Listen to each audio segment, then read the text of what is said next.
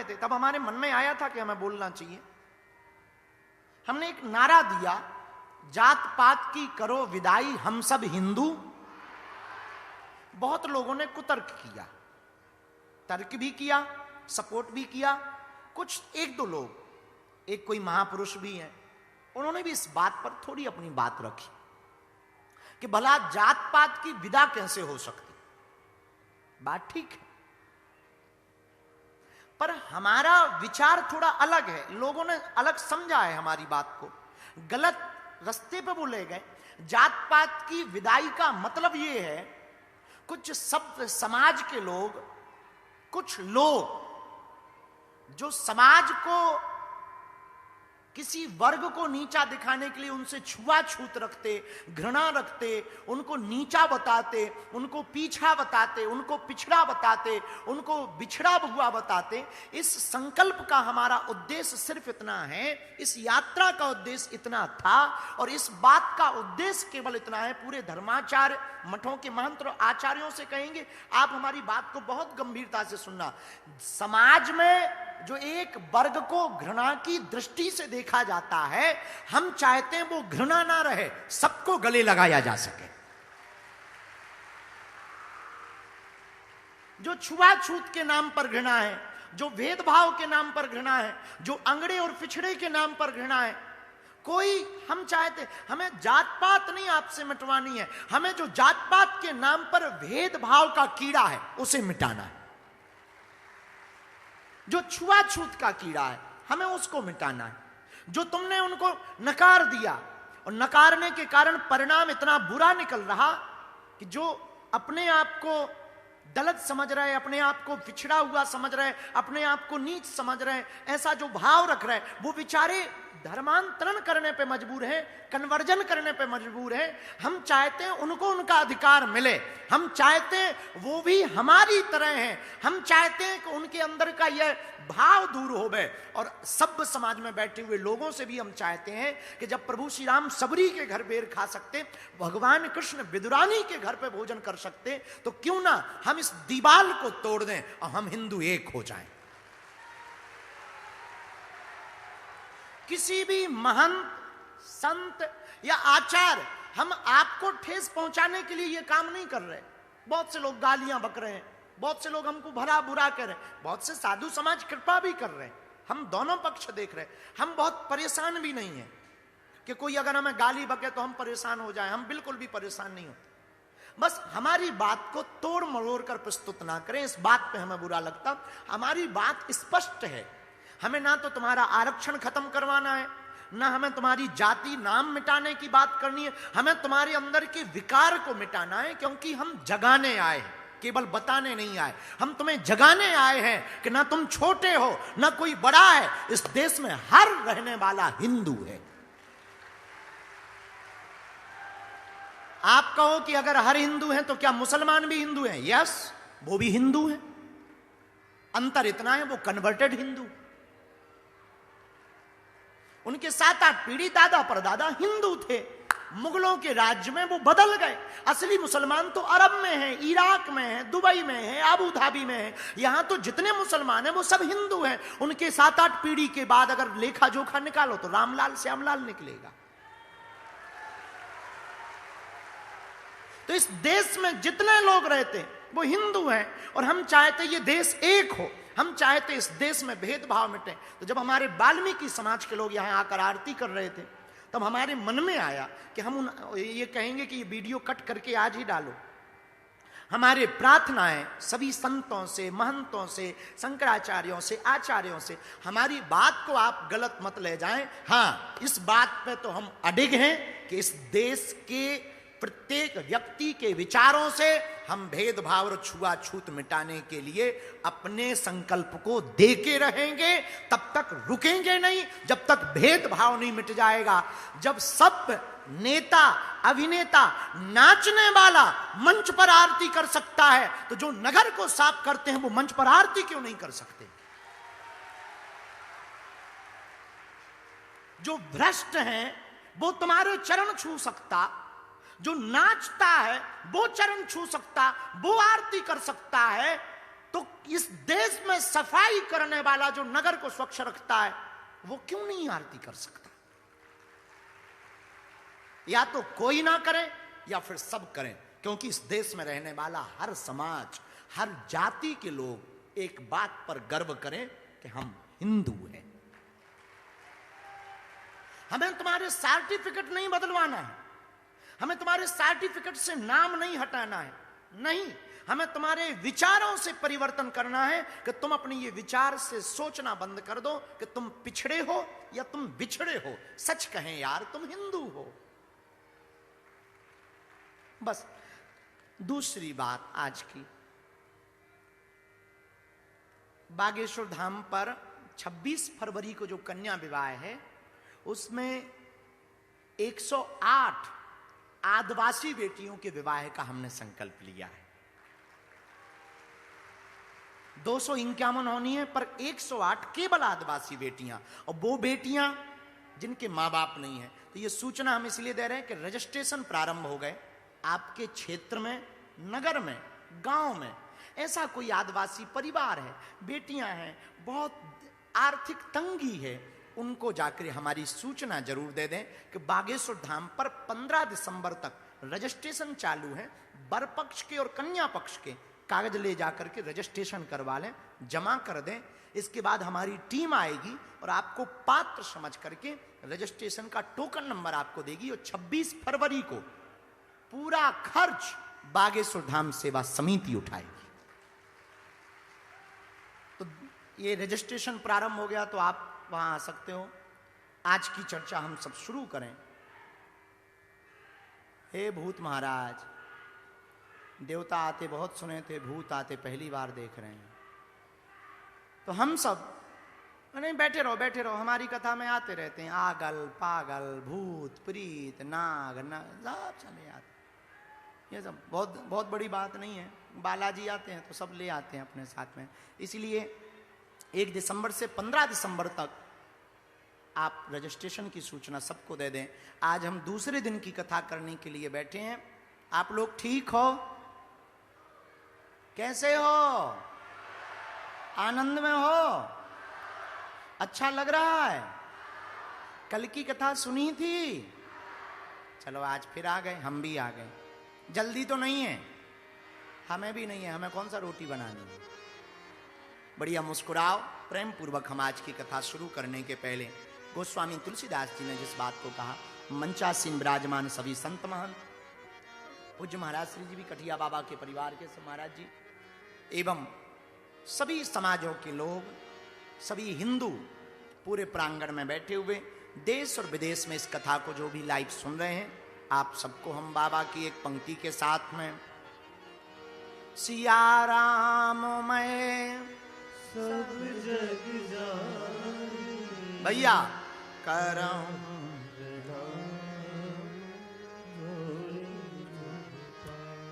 बोलो सीताराम। जोर से बोलो,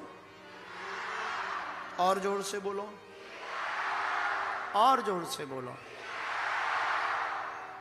आज का हमने प्रश्न लिया है, हेमलता राजपूत हैं और आप बरेली से हैं। आपने हमको पत्र भेजा, उसका प्रश्न उनका प्रश्न उठाते हैं। बहुत सुंदर प्रश्न लिया। हमने आपकी कथाओं में और अन्य संतों से सुना है कि भगवान सब देखते हैं। क्या सच में भगवान देखते हैं? न कटु।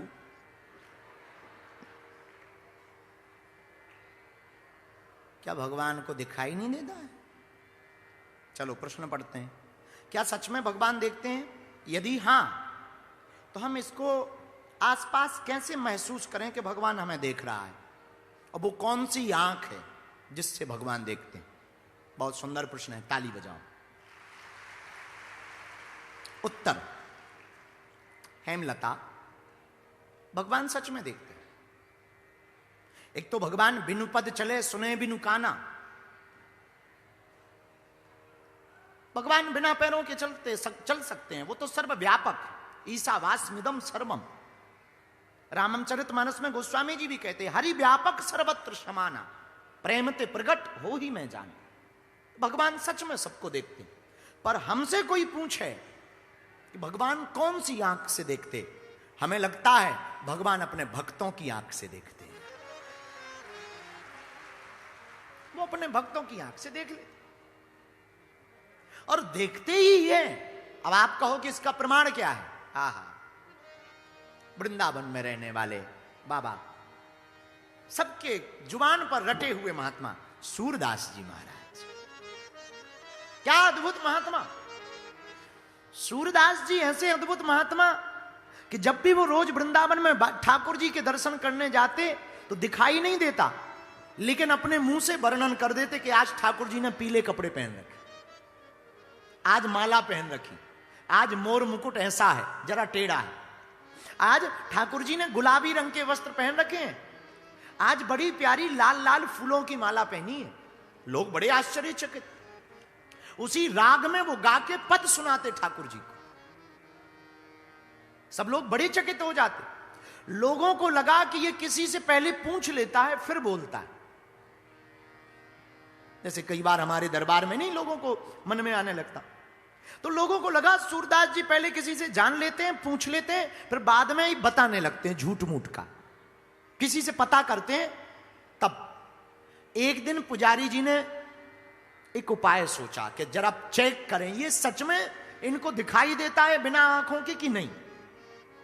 तो एक दिन पुजारी जी ने क्या किया, बिना किसी को बताए भगवान को कोई कपड़े ही नहीं पहनाए, बिना कपड़ों के खड़ा कर दिया, थोड़ा चंदन वंदन लगा दिया, थोड़ा माला वाला पहना दिया, पट खोले और सबसे आगे सूरदास जी खड़े रहते थे। तो सूरदास जी के पास आके गोसाई जी ने कंधे पे हाथ रखा और बोले, बाबा जरा देखो आज ठाकुर जी ने कौन से कलर के कपड़े पहने, आज कौन से रंग के वस्त्र पहने, जरा देख के बताओ।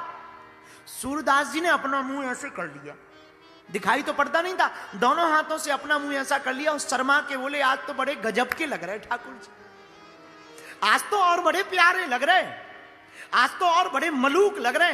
तो गोस्वामी जी गोसाई जी बोले, अरे ये बातें छोड़ो, लग रहे पर कौन से कपड़े पहने, कैसे लग रहे हैं? तो सूरदास जी कहते, जल सुत भूषण अंग विराजत, बसनहीन छवि उठत तरंगा,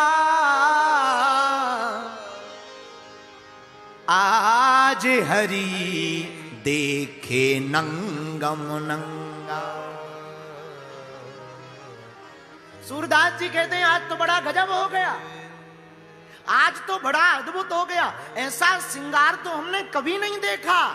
बोले कैसा श्रृंगार? आज हरि देखे नंगम नंगा, आज हरि देखे नंगम। आज तो भगवान नंग धड़ंग है, आज तो और प्यारे लग रहे। तब लोगों को लगा, वाह हेमलता, आपने पूछा क्या भगवान देखते हैं? सच है, भगवान देखते हैं। मेरे प्रिय जनों और करेरा में रहने वाले हमारी आत्माओं, हम तुमसे प्रार्थना करें, कभी भी तुम बागेश्वर धाम जाओ या बगिया सरकार या बगीचा सरकार या बगिया वाली माई, या कथा में भी हमारी आओ, इस चक्कर में मत रहो कि हमें गुरुजी देखें, हम आगे बैठ जाएं, हम बागेश्वर धाम पे आगे खड़े हो जाएं, बालाजी को देखने के लिए आगे खड़े हो जाएं, या बांके बिहारी के मंदिर में आगे खड़े हो जाएं। नहीं, तुम भगवान को देखो, ये तो अच्छी बात है, पर भगवान तुम्हें देखें ये बहुत अच्छी बात है। भगवान तुम भगवान को देख पाओ या ना देख पाओ, पर ऐसा जीवन जियो कि भगवान तुम्हें देखे, ऐसी भक्ति करो कि गुरु तुम्हें देखे, ऐसा जीवन जियो कि परमात्मा तुमको देखे। हमारे यहां एक घटना घटी, हमने कई बार बताया। बागेश्वर धाम पर एक कीर्तन करने वाले हैं, उनके साथ में ढोलक बजाता था, उसका नाम है सुरेश, अभी भी है सुरेश, दिखाई नहीं देता है, अंधा आदमी है, ढोलक बहुत प्यारी बजाता। छतरपुर जिले का है वो। सत्य घटना घटी, बागेश्वर धाम पे मंगलवार को बहुत भीड़ होती, बालाजी की पेशी करने के लिए, अर्जी लगाने के लिए लाखों लोग आते हैं, पूरे देश भर के लोग आते हैं, विदेशों से लोग आते हैं, तो बहुत भीड़, 3-3 किलोमीटर पहले ही पार्किंग होती है। तो जब वो अपनी कार से पूरी मंडली आई, तो जो कीर्तन करने वाले थे उन्होंने सुरेश को कहा, सुरेश तू यहीं गाड़ी में बैठ, आज मंगलवार है, आज बहुत भीड़ है बागेश्वर धाम पर, बालाजी के लिए हमने सुना लंबी लंबी लाइन लगी, तू यहीं बैठ, हम अभी थोड़ी देर में दर्शन करके आते हैं, तू कहां जाएगा, गुम जाएगा, हेरा जाएगा, और तुझे दिखाई तो देता नहीं। सुरेश ने कहा नहीं हम तो जाएंगे। क्यों जाओगे?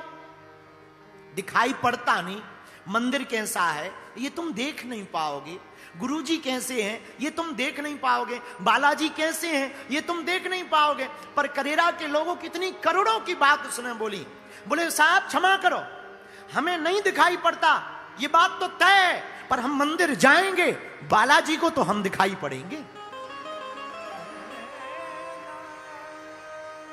बालाजी तो हमें देख लेंगे, बालाजी की नजर तो हम पे पड़ जाएगी।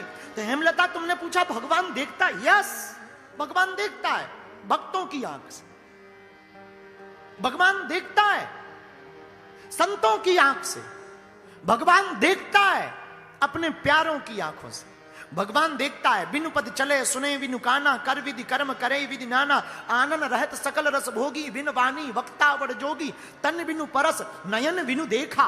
भगवान देखता है, हर पल देखता है। बुरा मत मानना, हम लोग सब लोग मंदिर जाते हैं, भगवान से मांगते हैं, तुम भगवान से मांगो ये तो अच्छी बात है, पर भगवान स्वयं तुम्हें दे ये बहुत अच्छी बात है।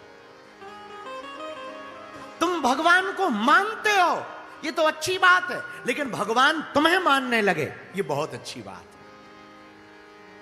तुम कथा में बैठे हो ये अच्छी बात है, पर कथा तुम्हारे अंदर बैठ जाए ना ये बहुत अच्छी बात है। तुम भगवान के हो गए ये अच्छी बात है, लेकिन भगवान तुम्हारे हो जाए ये बहुत अच्छी बात है। तुम गुरु को चुनते हो ये अच्छी बात है, पर कोई सदगुरु तुम्हें चुने ये हमारा चेला है ये बहुत अच्छी बात है। तो तुम कहते भगवान देखते, दो प्रकार का जीवन जी सकते हो। कोई आदमी बुरा करता है तो उसको डर लगता है कि ईश्वर देख रहा है, और कोई भक्त होता है तो उसको भरोसा होता है ईश्वर देख रहा है। बुरा करने वाले को भगवान का डर है कि ईश्वर देख रहा है, और जिसे भगवान पे भरोसा है वो भी कह रहा है कि ईश्वर देख रहा है। आप कहते कि भगवान देखते हैं, बिल्कुल देखते हैं, भगवान भक्तों की आंखों से देखते हैं, और भगवान देने के लिए भी याद तो रहे। आपने पूछा कि क्या परमात्मा देख सकता? क्यों नहीं देख सकता? जिसने लाखों आंख वाले करोड़ों अरबों इंसान बनाए हो वो परमात्मा अंधा थोड़ी होगा। इस सूर्य और चंद्रमा भगवान की आंखें, भगवान के दोनों नेत्र हैं, ये सूर्य और ये चंद्रमा भगवान के दोनों नेत्र हैं। तो हेमलता तुमने पूछा कि भगवान देखता है, बिल्कुल देखता है भगवान, भगवान को पूरा दिखाई पड़ता। अब तुम अगर ये कहो कि कैसे देखता है, तो भगवान के भक्त जैसे दिखते हैं वैसे ही भगवान देखता है। वो सब कुछ बनने को तैयार है, वो कुछ भी बनने को तैयार है। मीरा ने गिरधर पुकारा तो वो गिरधर बन गए, यशोदा ने लाला पुकारा तो वो लाला बन के प्रकट हो गए, सुदामा ने द्वारकाधीश को पुकारा तो वो राजा बने। जिस भक्त ने जैसे पुकारा हमारे गोविंद उसको वैसे दिखाई दे। अब आपके ऊपर है कि आप भगवान को देखते कैसे, और आप इसलिए भी मत मंदिरों में जाओ कि तुम भगवान के दर्शन कर पाओ। ऐसा अपना चरित्र का निर्माण करो कि भगवान तुम्हें देखे। ऐसे अपने जीवन को जियो कि भगवान तुम्हें कुछ देने के लिए ललायत हो जाए, कुछ देने को उत्सुक हो जाए। बुरा मत मानना, हमारी तुम्हारी कथाओं की प्रार्थनाओं में, मंदिरों की प्रार्थनाओं में, पूजा की प्रार्थनाओं में मांग पत्र के अलावा कुछ नहीं होता। तुम मांगते हो भगवान ऐसा हो जाए, भगवान वैसा हो जाए, भगवान ये कर देना, भगवान वो कर देना, पर कभी ना एक बार ऐसा भी जीवन जी के देखना कि कुछ मत मांगना। जिसने सब कुछ बनाया उस गोविंद को मांगना, उसको अपना बनाना, क्योंकि ज्यादातर तुम्हारी भक्ति मांग पर निश्चित है। कुछ ना कुछ मांग रहे हो, कुछ ना कुछ तुम भगवान से पाना चाह रहे, पर सच ये है कि तुम ऐसा जीवन जियो कि भगवान को कुछ दो। भगवान ने तो सब दिया है, तुम भगवान को क्या दे रहे हो? भगवान ने तुम्हें तन दिया, सुंदर काया दी, जीवन दिया, परिवार दिया, गृहस्थ दिया, मां बाप दिए, संततियां दी, रिश्ते दिए, नाते दिए, वस्त्र दिए, यौवन दिया, बुद्धि दी, बल दिया, ज्ञान दिया। भगवान ने क्या क्या नहीं दिया। पर अब प्रश्न उठता है कि तुमने भगवान को क्या दिया? तुमने परमात्मा को दिया क्या? अगर तुम कहो कि आपने नारियल दिया या फूल दिया तो बड़ी गजब की बात। कुछ लोग हमें मिले, बोले हमने भगवान को मिठाई दी। हमने कहा मिठाई को बनाया किसने? बोले हलवाई ने। हलवाई ने कैसे बनाया? दूध से। दूध कहां से आया? गाय से। गाय कहां से आई? गोविंद के यहां से। तो तुमने भगवान का भगवान को ही चढ़ा दिया क्या? हलवा दिया? वो भी तो परमात्मा का। सब कुछ भगवान का है, पर तुमने अपना क्या दिया? हमारी प्रार्थना है, कुछ लोग कहते हैं हमने पुष्प दिए। पुष्प को कहते सुमन। शायद सुमन चढ़ाने से, फूल चढ़ाने से परमात्मा प्रसन्न हो या ना हो, पर कोई अपना सुंदर मन गोविंद के चरणों में चढ़ा दे तो गोविंद प्रसन्न हो जाएंगे। हेमलता भगवान देखते हैं, पर तुम अपना ऐसा चरित्र का निर्माण तो करो। वो देखते भी हैं और देते भी हैं। तुम ऐसा जीवन तो जियो, तुम ऐसा अपने जीवन में भक्ति को तो पाओ। एक भक्त है वृंदावन का, उसका नाम बड़ा प्यारा था। तो वो सदा वहीं पर वृंदावन में रहता था और वो बहुत ही ठाकुर जी को मानता था। उसका नाम था अलवेला भगत। सब उसको अलवेला कहते थे। अलवेला नाम का भगत वृंदावन में रहता, नित्य दर्शन करने अपनी मंडली के साथ जाता। 4-5 महात्मा थे, उनके साथ जाता था। नाम ही था उसका अलवेला। अलवेला नाम इसलिए था कि वो कभी कुछ नहीं मांगता। जाता, ठाकुर जी को निहारता, ऐसे बलैया लेता और प्रणाम करके वापस आ जाता। जाएगा, दर्शन करेगा, बलैया लेगा, आप बहुत खुश रहियो, और वापस आ जाता। नाम पड़ गया अलवेला। एक बार सभी संतों के साथ गया, 4-5 महात्मा हो लिए। वो खड़ा हुआ तो ठाकुर जी थोड़ा आज बाहर की तरफ बैठे हुए थे। जैसे ही गुसाई जी ने पर्दा खोला, पट खोला, सोई सब बोल पड़े, वहां के बिहारी लाल की जयकारा लगाया। तो ये अगल बगल पूछने लगा कहां है? तो महात्मा बोले पागल है, सामने देख, वो ठाकुर जी खड़े हैं। कितना सुंदर सा चेहरा है, कितनी प्यारी आंखें, कितनी प्यारी आज माला पहन रखी है, और क्या गजब के कपड़े वस्त्र पहन रखे। इसने मन में कहा अब पागल हो गए, या तो मैं पागल हूं या ये पागल है। उसने जरा आंखों को मीड़ा दोनों हाथों से, दोनों उंगलियों से, और फिर ठाकुर जी को देखा तो सिंहासन तो दिखाई पड़े पर ठाकुर जी ना दिखाई पड़े। इसे भगवान ही नहीं दिख रहे। अगल बगल वाले सब कह रहे, अरे ठाकुर तेरी बलैया ले हूं, बड़ो प्यारो मलूक चेहरो है, अरे तो पे बलहारी जाऊं, बड़ो मुखड़ो प्यारो मुखड़ो है, का कहनो थापक थुआ चंदनू लगाए रखो, वाह वाह वाह तेरी बलैया ले हूं, बलहारी जाऊं। पर ये तो सन्न रह गयो। अगल बगल देखे, फिर भीड़ को देखे, फिर नेक आंखन को मले, और फिर देखे, पर भैया इसे भगवान ही ना दिखाई देवे। शाम है गई, वापस आए, सब वापस आए। ये रात भर नहीं सोया, खाना भी नहीं खाया, भोजन भी नहीं किया। पता नहीं हमसे ठाकुर जी क्यों रूस गए, क्यों नाराज है गए। सबको तो दर्शन भय, पर मुंह को दर्शन ना है भाई। हो सकत कल के दिन मेरो दिमाग खराब रहो होगो, सुबह से तो बढ़िया दर्शन हो जाएंगे। अब सुबह से जल्दी जल्दी उठा, जमुना जी में स्नान किया, फिर से 4-5 संतों की टोली आ गई, चलो अलवेले दर्शन करें, चलो। चला गया। आज फिर वही हुआ, सबको दर्शन भय, इसको फिर ना ठाकुर जी दिखे। अब तो ये परेशान हो गया। अब ऐसा तो बताओ इतना बने कि मुंह को नहीं दिख रहे हैं, वरना लोग क्या कहेंगे। तो ये बातों ही बातों में बगल वाले से पूछ ले वे, बातों ही बातों में, देखो तो क्या प्यारो मुखड़ो है। दूसरों कहे हैं मुख तो ठीक है, ये देखो आज वस्त्र कैसे पहन रखे। तो इसने कहा कौन सा कलर है, तो ये पता है।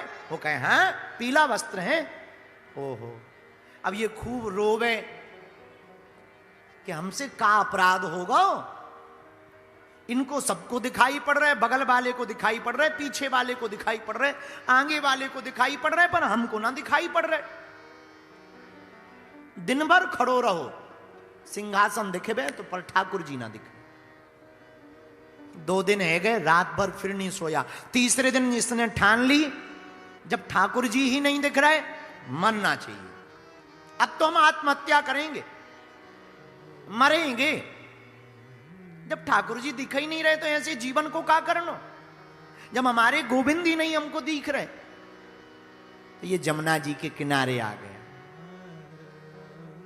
यमुना के किनारे बैठ गया, हाथ जोड़ के मैया से प्रार्थना करने लगा, हे कालिंदी, और तो सब ठीक है, पर एक मन में चिंता है कि मुझको ठाकुर जी का ही नहीं दिख रहे। हमने ऐसो कौन सो अपराध करो, ऐसो कौन सो हमसे अपराध बन गो, अपराध को पतो लग जाए कि हमसे ठाकुर जी नाराज क्यों हो गए। सबको दिखाई पड़ रहे, हमको क्यों नहीं दिखाई पड़ रहे। रोने लगो जोर जोर से। तब तक एक बूढ़ो आदमी आओ, ओ भैया, ये कूदने ही वाला था, पीछे की तरफ देखा, कौन है भैया, क्या नाम है तुम्हारा। भैया नाम आम के चक्कर में बाद में पड़ी हो, पहले हमारी पीड़ा मिटा दो। अलबेला भगत बोला, हम और तुम्हारी पीड़ा मिटा दे, हम तो कुछ नहीं जानते।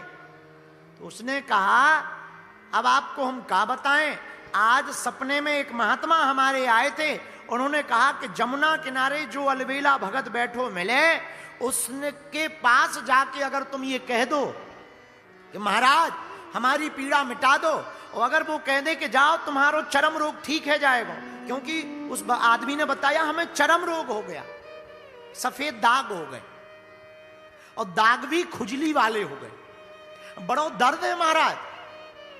तो सपने में महात्मा ने कहा कि अगर अलबेला भक्त कह देवे कि हे ठाकुर जी इसकी पीड़ा मिटा दो, तो भैया हमारी पीड़ा मिट जाएगी। ऐसो सपने में महात्मा ने कहो, तुम कृपा कर दो कि एक बार कह दो, मरना तो तुम्हें है ही है।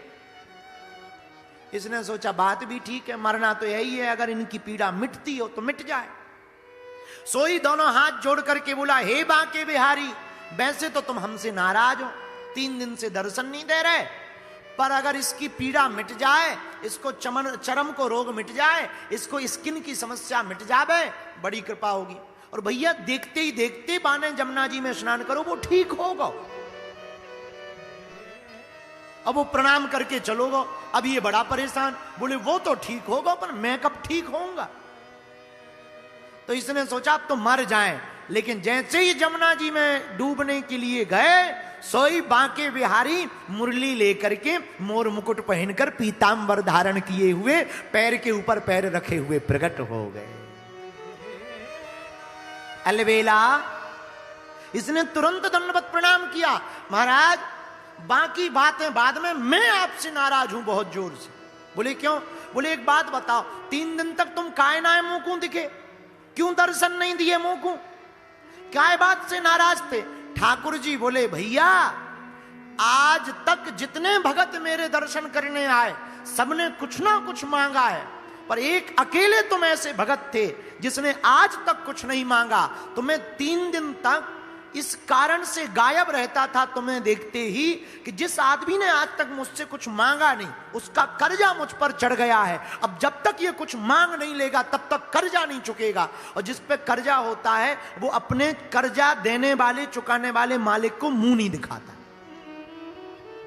तुम्हारा कर्जा हम पर है कि तुम इतने दिन आए, आज तक कुछ नहीं मांगा। तुम हमने सोची कि कुछ ना कुछ तो मांग लो, पर तुम हो कि मांग ही नहीं रहे। दर्शन भी तुमने ना मांगे, जब नहीं मांगे तो हमने ही लीला करके वो कोड़ी आदमी को भेजा था कि कुछ मांग लो, उसके बहाने ही सही तुमने कुछ मांगा। अब भैया हमारो तुम्हारो कर्जा निपट गो, अब तुम मरो बरो ना आए, हम रोज तुमको दर्शन देंगे, रोज हम तुमको दिखे। अलबेला भगत की ये कथा कहती है, हमने जैसा कि हेमलता तुमको कहा कि तुम भगवान को देख पाओ, ये जरूरी नहीं है, जरूरी ये है भगवान तुम्हें देख पाए। मंदिर में तुम पीछे खड़े हो जाओ, कथाओं में तुम लास्ट में खड़े रहो, पर ये मन में चिंता मत करो कि शायद आगे वालों को ज्यादा लाभ मिल रहा होगा। नहीं, जहां तुम्हारा मन हो वहां खड़े रहो। जो कथा करवा रहे हैं और जो कथा ठाकुर जी या बालाजी कर रहे हैं, हमें नहीं दिखाई पड़ता तो क्या हुआ, पर हमारे बालाजी को तो तुम दिखाई पड़ रहे हो। तो जहां भी मन करे, इसलिए बुरा ना मानना। कई बार मंदिरों में और बागेश्वर धाम पर बहुत से वीवीआईपी लोग आते हैं, वीआईपी लोग आते हैं और वीआईपी प्रोटोकॉल लगा के दर्शन कर लेते हैं, मिल लेते हैं। हमें मन में बड़ी हंसी आती है कि तुमने वीआईपी प्रोटोकॉल लगा के दर्शन तो कर लिया, तुमने तो ठाकुर जी को देख लिया, पर यह बताओ क्या तुमको बालाजी ने देखा? तुमने बालाजी को देख लिया, बालाजी ने तुम्हें देखा या नहीं देखा? भक्ति का मतलब है ऐसा जीवन का चरित्र का निर्माण करो कि तुम्हें तो ठाकुर दिखाई देवे, तुम तो ठाकुर जी को देखने को लिए ललायत रहो, पर उतने ही ललायत ठाकुर जी तुम्हारे लिए रहे। सब तो आ गए पर हमारो भगत ना आए आओ, हमारी भक्तनी ना आई। तो हेमलता, तुमने पूछा कि क्या भगवान देखते हैं? भगवान देखते हैं। भगवान कहते हैं, भाव का भूखा हूं मैं, भाव ही एक सार, भाव से जो मुझको भजे, सुभव से बेड़ा। भैया, भगवान भाव के भूखे हैं। कल भी हमने कथा में कहा था, भगवान से संबंध जोड़ो, नाता जोड़ो, भगवान से कोई ना कोई जुड़ाव करो, भगवान को कोई ना कोई अपनत्व भावना से प्रकट करो। हम लोग मंदिर में जाते हैं या मंदिरों में या कहीं पे भी दर्शन करते हैं तो पूछने लगते हैं, ये भगवान कब आए थे, ये भगवान कितने के आए? भगवान की कोई कीमत है? भगवान वेश कीमती। भगवान कब आए थे? जब तुम नहीं आए थे, तुम्हारे दादा परदादा नहीं आए थे, तब भगवान आ गए थे, क्योंकि इन्होंने ही सबको प्रकट किया। सारा संसार इनसे ही प्रकट हुआ है। तो भगवान कब आए थे? जब भगवान आए तब तो तुम आए। भगवान तो कभी जाते ही नहीं। कुछ लोग हमें मिलते हैं, करेरा में भी ऐसे लोग होंगे, महाराज हमें भगवान नहीं मिल रहे। क्या भगवान लापता हो गए? भगवान गुम गए क्या? लापता हो तो मिले, गुम गए हो तो मिले। भगवान तो सब जगह हैं। गोस्वामी जी, तुलसीदास जी रामायण में कहते हैं, हरि व्यापक सर्वत्र समाना, प्रेम ते प्रकट हो ही में जाना। भगवान प्रेम से प्रकट होते हैं। भगवान प्रेम को देखते हैं, भगवान भाव को देखते हैं। किसी की श्रद्धा दृढ़ हो, भाव दृढ़ हो, प्रेम दृढ़ हो, प्रेम से परिपक्व हो और तुम भगवान से कोई नाता जोड़ लो, तो हम दावे के साथ कहते हैं इस कथा में, ठाकुर जी उस संबंध को जरूर जरूर, भले ही किसी रूप में सही, बुल पर निभाने जरूर आएंगे। उस नाते को वो निभाएंगे।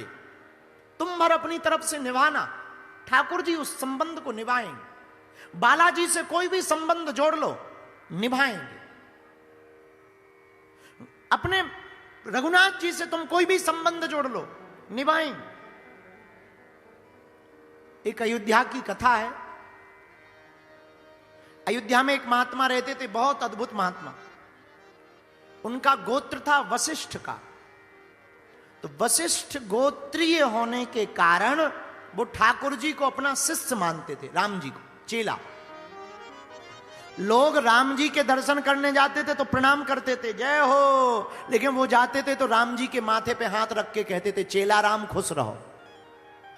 ऐसे दोनों हाथ करके खड़े हो जाते, खुश रहो, जाओ चेला राम, तुम्हारा कल्याण होगा।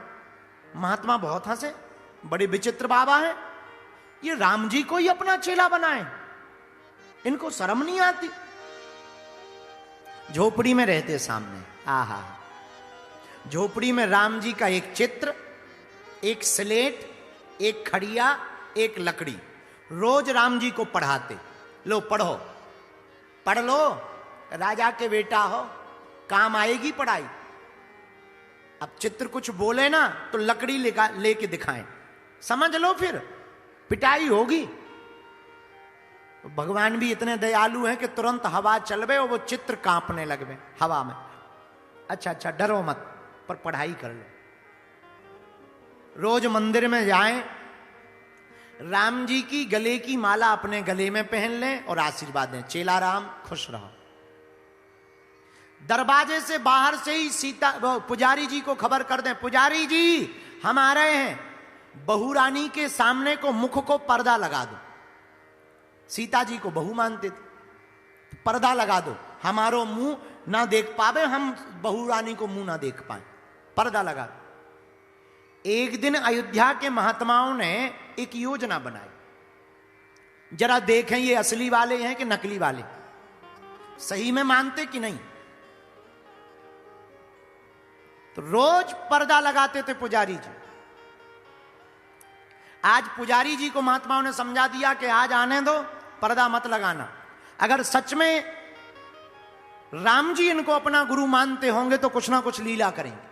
ये तो मानते हैं राम जी को चेला, पर राम जी इनको गुरु जी मानते कि नहीं मानते, ये देख लेते हैं। सब महात्मा छुप के बैठ गए। ये जैसे ही चढ़े इन्होंने आवाज लगाई, पुजारी जी हम आ गए हैं, बहू रानी के सामने पर्दा डाल दो। पर महात्माओं ने पुजारी जी को पकड़ लिया। ये जैसे ही ऊपर चढ़े तो रघुनाथ जी ने इशारों में बात किया जानकी जी से, जानकी आज लगता है गुरुजी का नियम टूट जाएगा और हमारे गुरुजी की हंसी हो जाएगी। एक काम करो, ये महात्मा तो पर्दा लगाएंगे नहीं, तुम अपने हाथ से ही पर्दा डाल लो। पुजारी जी तो पर्दा डालेंगे नहीं, तुम ही अपने हाथ से पर्दा डाल लो। और देखते ही देखते श्री किशोरी जी जानकी जी ने अपने हाथ से पर्दा डाल दिया और ये अंदर गए, माला पहनी, हाथ रखा, खुश रहो चेला राम, बाहर आ गए। और जब महात्माओं ने देखा कि श्री किशोरी जी ने, श्री जानकी जी ने अपने हाथ से पर्दा कर दिया, और जब भी ये जाते थे रघुनाथ जी का मुकुट अपने आप नीचे की तरफ झुक जाता था, क्योंकि ये गुरु हैं तो गुरु रूप में मानते थे। भैया इस कलिकाल में जब उन महात्मा की बात को रखने के लिए राम जी अपना नाता निभा सकते हैं, गुरु जी के नाते होने के नाते, भैया तुम भी रघुनाथ जी से, राम जी से, श्याम जी से अपना नाता जोड़ लो, तुम्हारे भी जीवन में रघुनाथ जी नाता निभाएंगे, तुम पर भी करुणा करेंगे। लेकिन बात यह है कि तुम नाता तो जोड़ लेते हो, मानते नहीं हो। कुछ दिन तो बढ़िया भक्ति, 9-10 दिन तो बढ़िया भक्ति चलती, 11वें दिन लगना है ठंडी आ गई, अब तो बहुत परेशान है। और कई लोग तो भक्ति भी करते हैं तो कुछ पाने के लिए, ना मिले तो भगवान है ही नहीं, ऐसा बोल देते। अरे भगवान जो भी करेंगे, बालाजी जो भी करेंगे, वो सब बढ़िया करेंगे।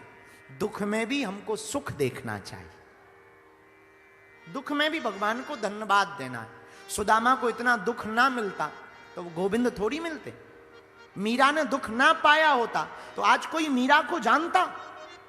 सबरी ने 10,000 वर्ष तक इंतजार ना किया होता तो क्या कोई आज सबरी को जानता। विदुरानी ने और विदुर जी ने इंतजार ना किया होता तो क्या कोई आज विदुर विदुरानी की कथा को गाता। इंतजार तो करना पड़ता है, दुख तो सहना पड़ता है। दुख आवे तो घबराओ मत, सुख आवे तो इतराओ मत, दोनों में प्रसन्न रहना सीख लो। इसी का नाम जीवन है, इसी का नाम जिंदगी है, इसी का नाम संसार है। दुख आए तो घबराओ मत और सुख आवे तो इतराओ मत। कुछ लोग इतना इतरा जाते हैं, थोड़ा पैसा क्या है देखते ही नहीं, थोड़ा अमीर क्या हुए देखते ही नहीं। अमीरी आ जाए, थोड़ा सुख आ जाए, पड़ोसी को तक पता नहीं लगता, और दुख आ जाए तो रोना ढोना ऐसा शुरू करते हैं जैसे सबसे ज्यादा यही दुखी हो। भैया दुख आए तो किसी को मत बताओ, और सुख भी आए तो इतराओ मत, दोनों लगे रहने हैं। साइकिल तो सबने देखी है ना, साइकिल देखी, किस किस ने देखी, जरा हाथ उठाओ। सबने देखी। कौन सा तुम अमेरिका वाले हो केवल हवाई जहाज देखी, साइकिल तो अमेरिका वालों ने भी देखी। तो साइकिल में जहां से हवा भरते उसको क्या कहते हैं? बालकील कहते हैं ना, नकील। बाल, ट्यूब में जहां से हवा जाती है बाल कील होती ना, नकील, बाल खील, टोंटी टोंटी, हाँ चलो ठीक, टोंटी। तुम्हारे यहां टोंटी कहते होंगे, हमारे यहां नहीं कहते, हमारे यहां तो बाल खील कहते हैं। हाँ, तुम्हारे यहां टोंटी कहते हैं। गजब के हैं भैया शिवपुरी। हाँ, तो जो टोंटी है जहां से हवा भरते हैं, चलो सोच लो, कभी देखना जब साइकिल चलती है ना तो वो कभी नीचे आती है, कभी ऊपर जाती, कभी बगल में अधर में लटकी रहती, कभी ऊपर पहुंचती। ऐसे ही जिंदगी है, कभी सुख नीचे आएगा, कभी ऊपर जाएगा, कभी बीच का बीच रहेगा। जिंदगी भी साइकिल के पहिया की तरह है, इसमें ऊपर भी आना पड़ेगा और नीचे भी जाना पड़ेगा। यही जिंदगी का सार है। बुरा मत मानना, जिंदगी में हर पल कुछ ना कुछ लगा रहना है। इस दुनिया में तुम्हें कोई भी आदमी देख लो जो कल तक किराए के मकान में रहता था, वो उसको मकान बन जाए तब भी दुखी है। मकान तो गुरुजी हो गया, एसी और लग जाए, ठटरी के बरे। कल तक किराए में रहते थे, अब एसी। अच्छा चलो एसी लग गई, अब खुश हो? गुरुजी खुश तो हैं, पर मार्केट ना टेम्पू से जाना पड़ता है, अगर मोटरसाइकिल ले जाए। चलो मोटरसाइकिल हो गई, अब तो खुश हो? गुरुजी खुश तो हैं, पर बरसात के महीना में भीग जाते हैं। छोटी सी अल्टो कार ही ले जाए, मजा आ जाएगा। चलो भाई अल्टो कार लिप गई, अब खुश हो? अब तो प्रसन्न हो? अब तो नहीं कुछ चाहिए? गुरुजी चाहिए तो कुछ नहीं, पर इसके पहिया बहुत छोटे, बड़े गड्ढों में फंस जाती है। फॉर्च्यूनर अगर हो जाए। अच्छा ठीक है, चलो फॉर्च्यूनर हो गई, अब खुश हो? डीजल बहुत महंगा है, थोड़ा व्यापार भोपाल में स्थापित हो जाए,